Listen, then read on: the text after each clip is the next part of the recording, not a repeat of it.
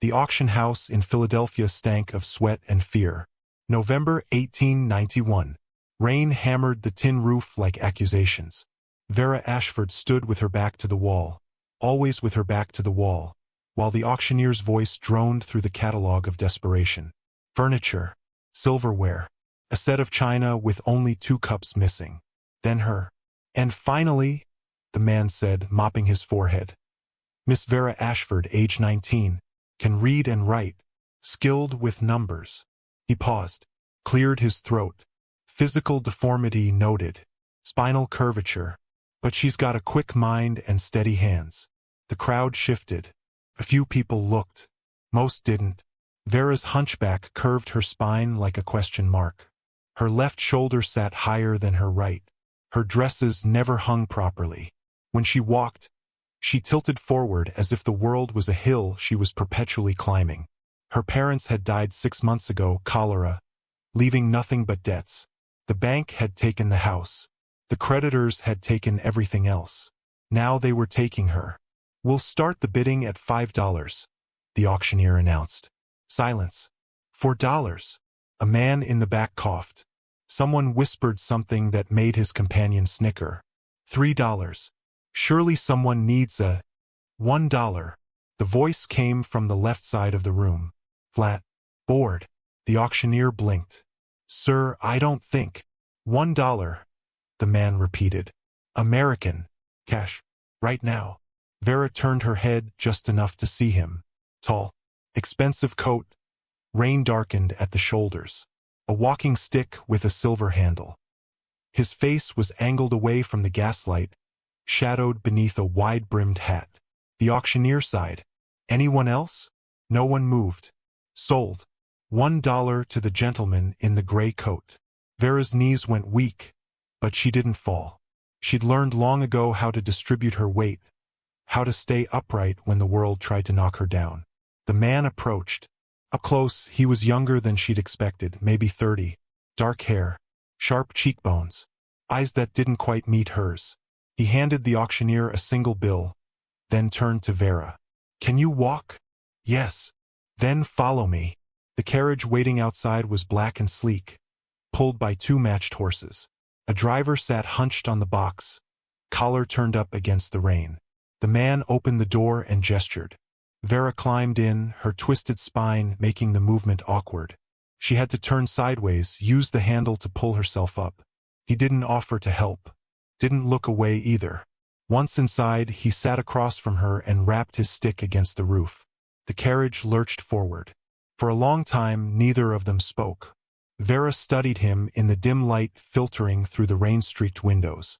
His hands rested on the silver handle of his cane. His jaw was tight.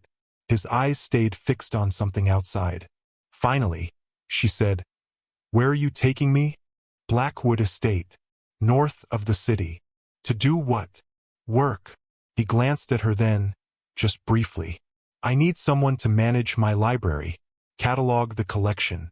The last person I hired stole 3 first editions and ran off to Boston. Vera's fingers tightened in her lap. And you think I won't steal?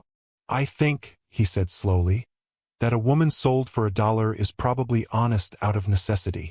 It wasn't kind, but it wasn't cruel either. It was simply true. What's your name? She asked. He hesitated.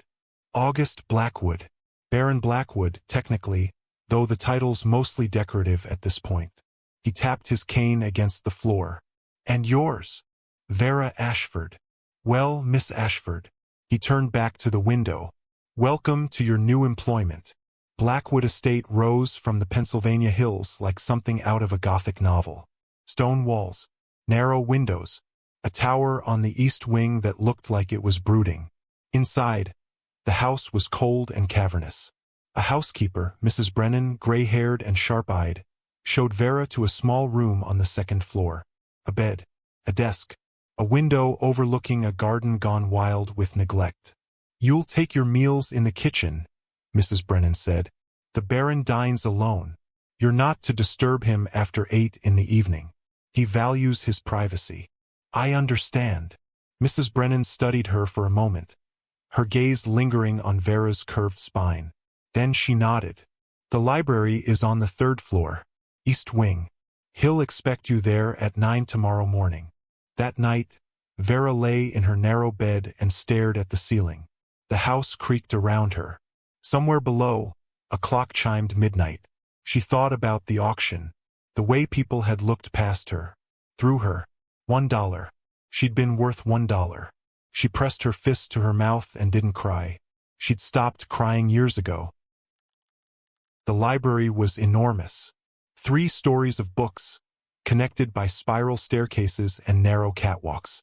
The smell of leather and old paper filled the air like incense. August stood near the window when she arrived, his back to the door.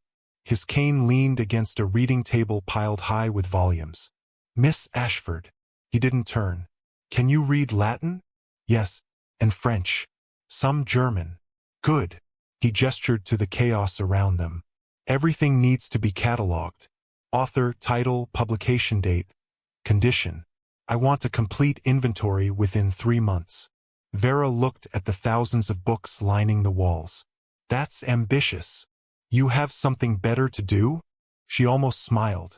No, sir. Don't call me sir. August is fine. He finally turned to face her. In the morning light, she could see him more clearly. There was something haunted in his expression. Something tired. And his left hand, she noticed, trembled slightly before he gripped his cane tighter. You'll find everything you need at that desk, he said, nodding toward a massive oak table near the window. Paper, ink, reference materials. If you need anything else, ask Mrs. Brennan. Thank you. He started toward the door, then paused. Miss Ashford. Yes. The ladder on the south wall is unstable. Don't use it. Use the stairs. Then he left, his cane tapping against the hardwood floor.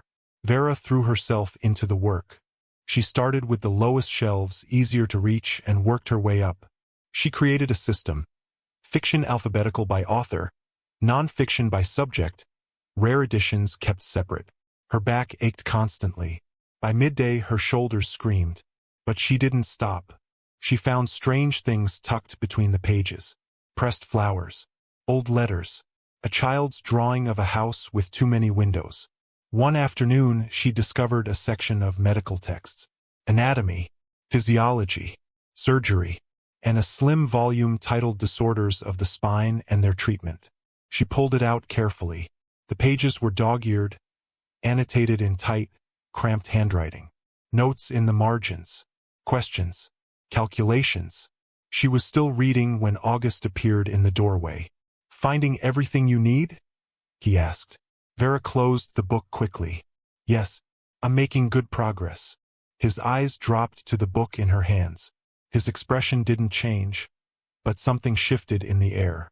That one's not part of the catalog, he said quietly. It's personal. I'm sorry. I didn't mean to. Keep it if you want. He turned away.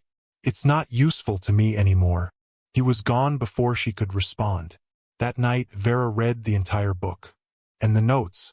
And the desperate, angry scrawl at the end that simply said, there has to be another way. 3 weeks passed. Vera cataloged over 800 books. Her system was elegant, efficient. August checked her work once and nodded. Good, he said. Nothing more. But she noticed he started spending more time in the library. He would sit near the fireplace with a book, his cane propped beside him, his left hand tucked against his side. One evening, as snow began to fall outside, Vera was high on a ladder, one of the stable ones, when her foot slipped. She grabbed for the shelf, missed, started to fall backward. Strong hands caught her. August steadied her, his grip firm around her waist. For a moment they were frozen, her twisted back pressed against his chest, his breath warm on her neck. Careful, he said quietly. I'm always careful. Not careful enough. He helped her down, his hand lingering on her arm. You work too hard. So do you. He almost smiled. Touché. They stood there in the firelight, close enough that Vera could see the exhaustion in his eyes, the pain. Your hand, she said before she could stop herself. It shakes. His jaw tightened. Old injury. From what? He stepped back. "Good night, Miss Ashford." But as he walked away, his cane slipped. He caught himself, but not before Vera saw the way his leg buckled, the way he bit back a sound of pain. She found Mrs. Brennan in the kitchen the next morning. "What happened to him?" Vera asked. "To August." Mrs. Brennan's hands stilled over the bread dough. "It's not my place to say." "Please." The older woman sighed. "Carriage accident. 5 years ago. He was with his fiancée. The horses spooked. The carriage went over an embankment." She paused. "She died." "He didn't." Vera's throat tightened. "Crushed his left leg. Damaged the nerves in his hand. The doctors said he'd never walk again." Mrs. Brennan's voice softened. "He proved them wrong. But it cost him everything. The pain is constant. He hides it well. And the medical books?" "He was looking for a way to fix himself. To be whole again." Mrs. Brennan shaped the dough with practiced hands. "He gave up 2 years ago." Vera thought about the annotated book. The desperate notes. There has to be another way. "Thank you," she whispered. That night, Vera knocked on August's study door. "Come in." He sat at his desk, papers spread before him.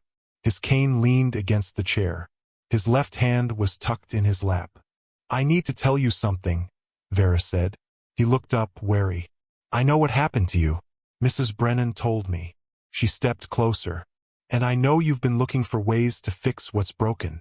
"Miss Ashford, I can't be fixed," she said quietly. "I've known that since I was 12. My spine is curved. It will always be curved. No surgery, no brace, no miracle will change that." August's expression shuddered. "I'm sorry." "Don't be." Vera sat down across from him. "Because I've learned something you haven't." "And what's that?" "That being broken doesn't mean being worthless." The silence stretched long and heavy. "You bought me for $1, Vera continued. "Not because I was worth $1, but because no one else saw past what's twisted. And I think," she swallowed hard, "I think you did the same thing to yourself. You looked at your scars and your limp and your shaking hand, and you decided you were worth less than you were before." August's jaw worked. "You don't understand." "Don't I?" Vera leaned forward. "Every day, people see my hunchback and decide I'm not worth looking at, not worth knowing, not worth loving." Her voice cracked. "But you gave me work. You trusted me with something you valued. You caught me when I fell. That's different." "How?" "Because you," he stopped, looked away. "You're not broken. You're just crooked." Vera smiled sadly. "So are you." August closed his eyes. "We're both crooked," Vera said softly. "Both bent. Both told we're not enough." She reached across the desk and laid her hand on his, the trembling one. "But maybe together, we can hold each other up." His hand turned beneath hers, gripping tight.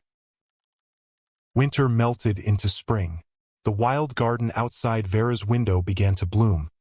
Chaotic, untended, beautiful in its disorder. She and August fell into a rhythm. Mornings in the library, afternoons in the garden, where August taught her the names of flowers and she taught him how to laugh again. His pain didn't disappear. Some days he could barely walk.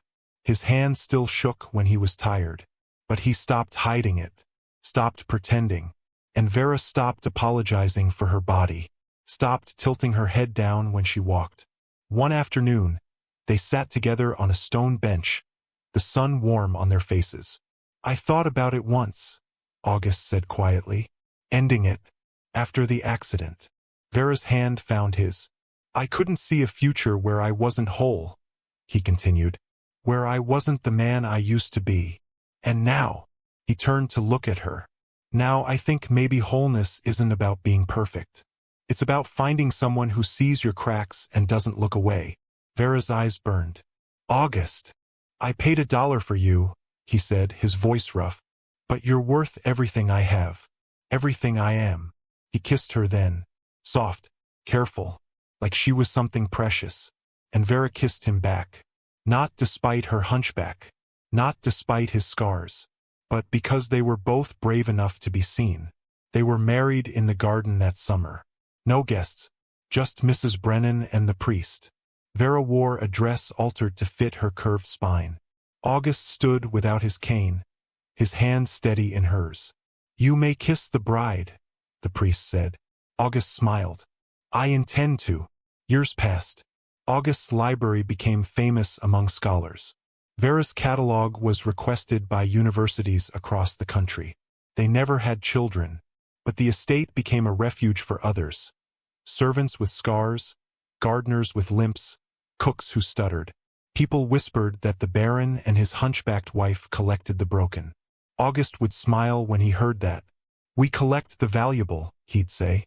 One winter evening, decades later, Vera sat in the library, now fitted with a chair designed for her spine, and opened the old medical book, the one with August's desperate notes. She turned to the last page and wrote beneath his final entry. There was another way. It was called love. When August found her there, snow falling softly outside, he read over her shoulder and pressed his lips to her bent spine. "You were never worth $1, he whispered. "I know," Vera said, leaning back against him. "I was worth finding you." They buried them side by side when the time came. The headstone read, "August and Vera Blackwood, bent but never broken, crooked but never less." And in the garden they tended together. The flowers grew wild and beautiful, chaotic and perfect in their imperfection. Just like them,